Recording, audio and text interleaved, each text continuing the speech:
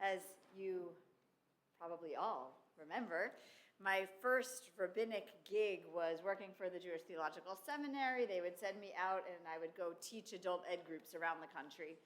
And one of my talks, one of my lessons was around the question of our theology and the question of hashgacha pratit, like this question of, does God actually interact with us in our lives in a personal way, or is God more abstract, or are we agnostic or atheist, right? Getting into all of that.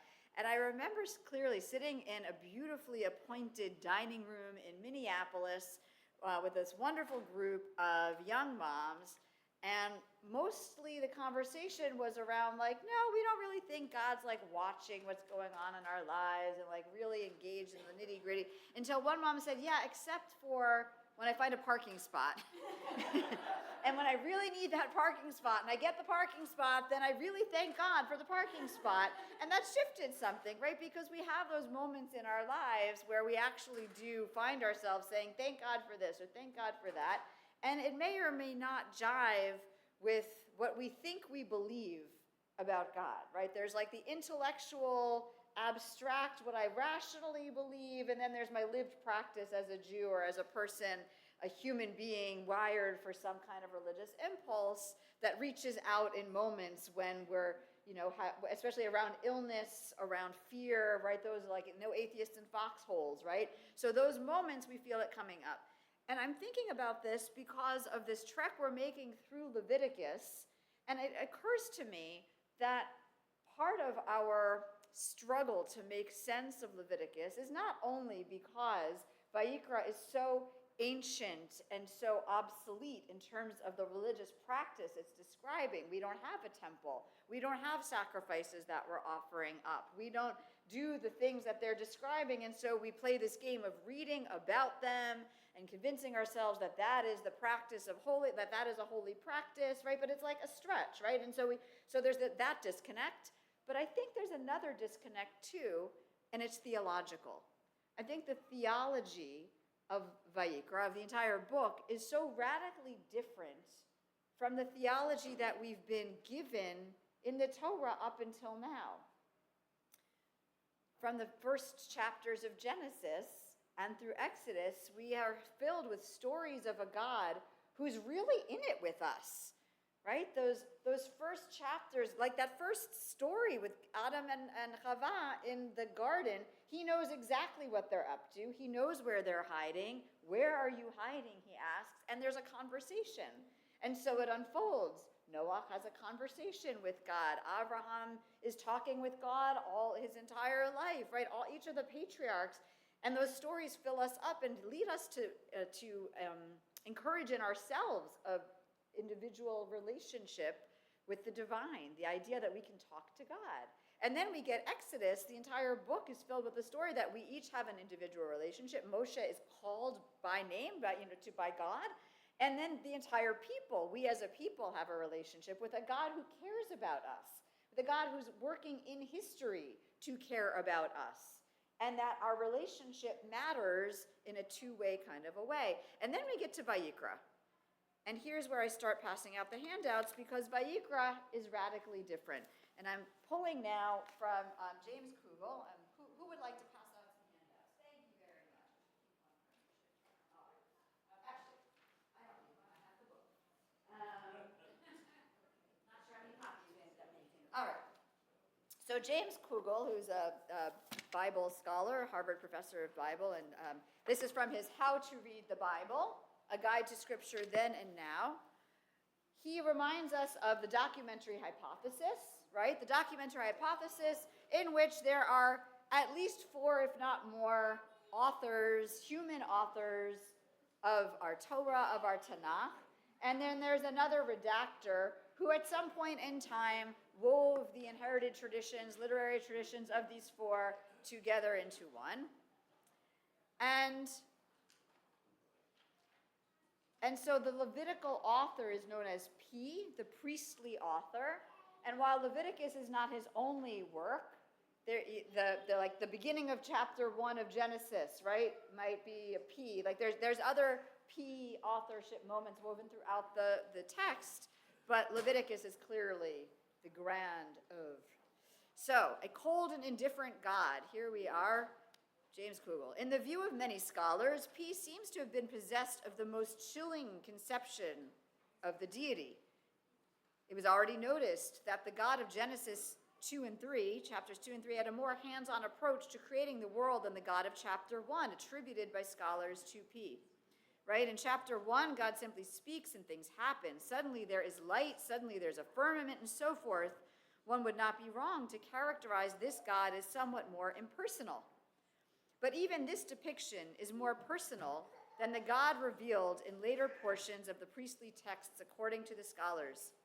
Recent analysis has in fact highlighted the difference between the way God is depicted in the priestly parts of Genesis and the way he is depicted after that. In P's part of Leviticus, for example, God does not even speak in the first person. I will do this, or I have ordered that, not even to Moshe. It is as if P seeks to deny that God can even be thought of as a person-like being, one who can say, I. So too, P's God does not personally punish people. Punishment just somehow falls on wrongdoers, and they are cut off in the passive voice, or otherwise disciplined. P doesn't say how. Nor does he personally forgive. Instead, it is forgiven to the sinner who makes good his infraction. P's version of the giving of the Torah at Mount Sinai is consistent with this picture. Moshe enters the cloud and hears a voice, but the people outside hear nothing at all. All this seems to correspond to something profound in P's theology. Isn't that interesting? So first I pause there. Are there comments or reactions to this? If not, we can push on a little bit more. Yeah, Alona. Yeah, okay. So there's no, this is great. The documentary Hypothesis is the biblical, it goes back probably more than 100 years by now. It's not new. And it's the idea that the Torah was probably not written by God. It was probably written by human beings who lived in a time and a place. And biblical scholars have worked out different sections of the Torah and the Tanakh, the full Tanakh, pointing to different authors. So P is the priestly author, D is the Deuteronomic author, and so the game that Bible scholars play is what goes with which author, right? So that's what he's doing. He's saying Leviticus is written by P, the priestly author. That's clear, and so interesting how different the theology is. Maybe I'll push on one more paragraph. We only have 3 paragraphs to read. One more paragraph, and then we'll pause and discuss a little bit. Perhaps the most striking thing to scholars about the God of P is that people do not pray to him. The book of Psalms is full of prayers and songs of praise to God, many of them quite ancient, and scholars have established that the majority of these psalms were composed to be recited in God's house, the temple where he was deemed to be present. But a reader of the words of P would never guess that that was so. P describes in great detail the offering of sacrifices in the temple, but he never says a word about prayers or songs being recited there. In fact, in P, people never pray. What good would it do? P's God is an almost utterly impersonal force. So too, the ancient festive hymns praising God are never mentioned in P either. They existed, but as far as P was concerned, such hymns were an embarrassing bit of human weakness that had no practical effect. Even sacrifices in P are not connected with bringing well-being or victory in time of war or with satisfying human needs. They are just part of the autonomous life of the temple.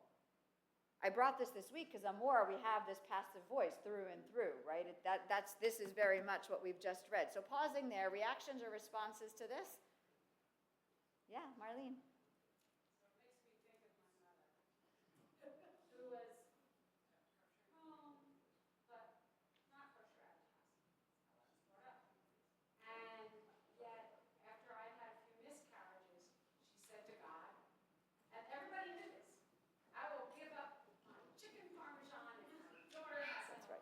That's right. That's a great story. Beautiful, beautiful. That's exactly it, right? When we're in a...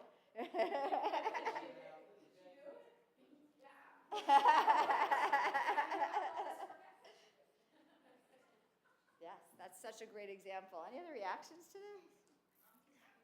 Yes, Alona, what are you confused about?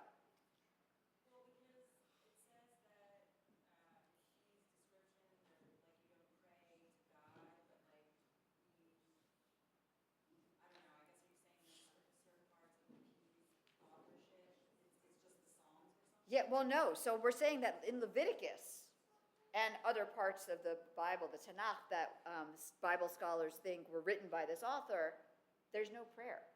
Like the entire book of Leviticus goes by, and there's all this ritual and sacrifice, but it's in a passive voice, and there's no prayer. So we don't have to accept the documentary hypothesis, right? That could be new information for people that we're chewing on. That's a major difference between Orthodox theology and progressive theology. Everybody not Orthodox, right?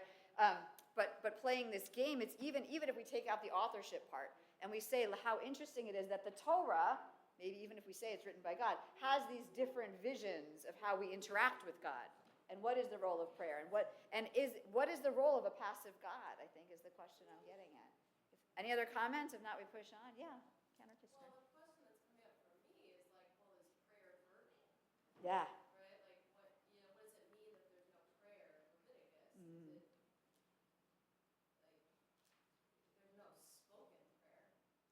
But, so much of the time I read Leviticus, I'm like, oh my gosh, they're like outside and like doing these like all these like burning and things and like spilling. It's very gashmi. It's very material. Yeah. It's very somatic. Beautiful. So maybe there's just a different theology of prayer, different. Clearly, the vocabulary of connecting to God, the hakriv, what it means to come close. Korban is a different way of coming close, and so maybe that's beautiful. Maybe it's not verbal, and elsewhere it is. Did Rachel have her hand up, or was that parenting? No. All right. Okay. So yes, Doug. What is it? An irony in the fact, to me, that priestly sounds like prayer. Right. And yet they're saying it's not part of it. You mean the word itself, Yes. or? Well, in practice and verbiage. Oh, interesting. Right, like the way we use the word priest today. Interesting. Reflexively makes me think of prayer. Yeah. And Yeah. they're saying here It's a good that's noticing. not part of it. Yeah, beautiful, good noticing. All right, so here's why I brought that. All of that's very interesting, but the real reason I brought this text was because I love this next part. I think this speaks to us. All right, in our own modern society, such a vision of God might actually appear comforting to some. After all, without quite putting the thought into words, we live in a world that is based on ruling out a role for the divine in daily life. That would suit P just fine. Keep supporting the temple, he would say, and we'll keep offering the sacrifices. Meanwhile, political upheavals, natural catastrophes, the suffering of the righteous, these are not problems for P's theology. God is enthroned in splendid isolation. He has no interest in your prayers or thank yous, so save your breath. Whatever one may think of it, this modern understanding of P's religion stands in jarring contrast to that of the rest of the Pentateuch, and so meaning the Chumash. And so, as scholars have found themselves obliged to modify Wellhausen's original conclusions of the documentary hypothesis of these different authors and push their own research further, they have only succeeded in widening the gap between P's views and those of the other sources, while at the same time foreshortening the chronological distance between them. The main consequence already mentioned is that it has become more and more difficult to claim that God changed his message from D to H to P in order to suit Israel's slowly evolving religious consciousness. The sources seem now to be grouped too closely together to support this evolutionary view. We don't have to get into the weeds of that last paragraph. I probably should have stopped the one before it. My point is this, that I don't think we need to choose one or the other. I think the Torah is beautifully woven together by our redactor or by God's hand, whatever our theology of that might be, right? To say we can each have moments in our lives where we really don't feel God's hands at all.